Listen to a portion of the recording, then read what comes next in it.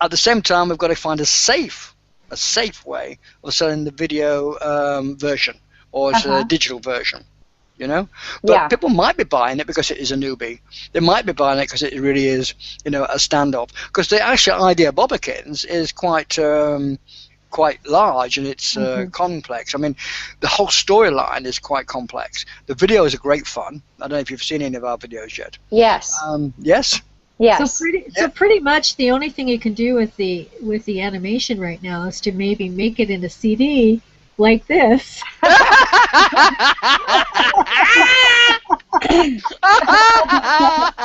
I just happened to see this in front of me. You are a funny lady. In the U.S. and Canada, there's different things across this. I mean, U.S. it's getting a little more standardized, but in Canada it's very provincially sensitive. So teachers are able to make it their own, and we support them and help them do that. That's really great. So they're able to watch these things on demand, so it's not like they're having to set this or embed this within their time frames or change what they're teaching in order to make sure these kids are getting these lessons. Yeah, no, it's we put them on our. They first go to our internal site, so they go to our internal site pretty much on the 1st of every month. So the athletes make them within the month before. So if it's January is right now, we're in the middle of Steps to Success. So it's kind of a revisiting of goal setting. It's what are the things you do to get to success? You try something, you fail, you try something else, you keep trying, those kind of things. And it goes into it goes onto our private network on the 1st of every month. And then the teachers have the whole month to do whatever they want. And then by the end of the month, what they've done for the program is that they've actually, to the internal site, they've uploaded images of kids, working on that. So our athletes get to see what's happening. They've uploaded a lesson plan that they've done, so they can share it. So we wind up with this ginormous hundreds and hundreds of lesson plans at the same time about the same different lessons around. We ask them to put their state or the provincial, core standards on the curriculum standards on there as well, so that we can all learn from each other. So yeah, it's been a pretty awesome thing to watch. Really quickly, what you're saying is it's the little baby steps that count more added up than having to try to do these monumental things and then get discouraged.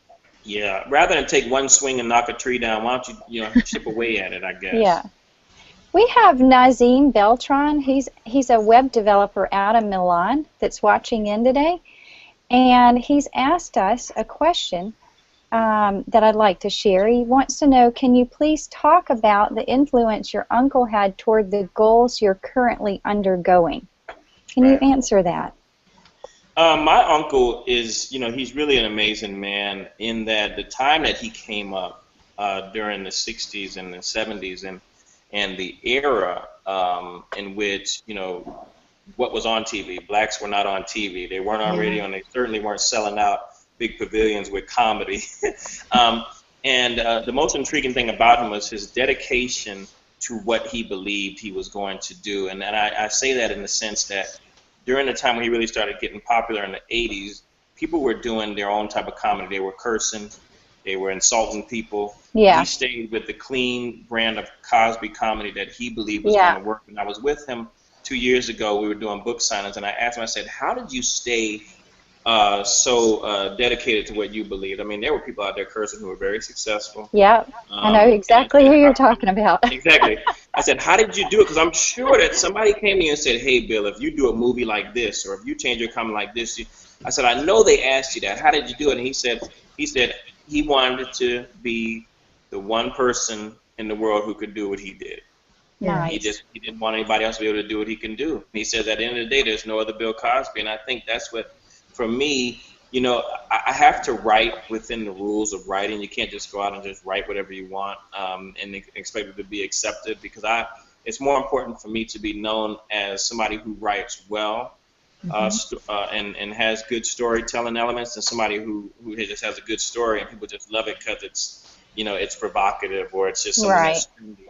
I want to be remembered as somebody who, man, he can really put pen to paper and give something that's inspirational and it means something and it's well spoken. And those are the reviews that I'm getting out of School of Ministry now. So when I went back to retool Protostar, I really had to kind of say, hey, we got to make sure this one stands up to the to the litmus test of school ministry realistically, because I want people to say, like, you know, he's really a wordsmith, and man, this story is good at the same time. And I want it to be thought provoking, and I think that's my as far as his products were concerned, were thought provoking.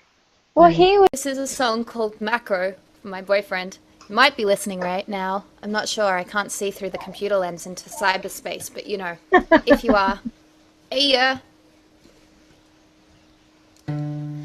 I'll zoom in close and it's still all perfect. Every single cell on your arms up to your neck makes me red just thinking about how you'd kiss me on mine. I'm a pretty bad shot, but the filters fix it. Even when it's blurry, I can still see it. Your chin, your lips, almost too much at one time. Don't never ever think what I'm saying is just words. The sounds falling uncensored from my thoughts. And so I'll zoom in close to macro, 'cause you're gorgeous still. I like to get really close in case you can't tell. I'll zoom in close to macro on your gorgeous eyes. I like to freeze frame when you hold me tight, 'cause you don't need to pose to look good in a shot. You're gorgeous just as you are. Focusing on your slightly bent smile, glowing pink like your cheeks like a child, makes me wanna spin you around with me. Blur the useless world in the useless background. You're all that I care about now. But standing still won't keep me from feeling dizzy, 'cause don't never ever think what I'm saying is just words. They're sounds falling uncensored from my thoughts. And I'll zoom in close to macro, 'cause you're gorgeous still. I like to get really close in case you can't tell. I'll zoom in close to macro on your gorgeous eyes. I like to freeze frame when you hold me tight, 'cause you don't need to pose to look good in a shot. You're gorgeous just as you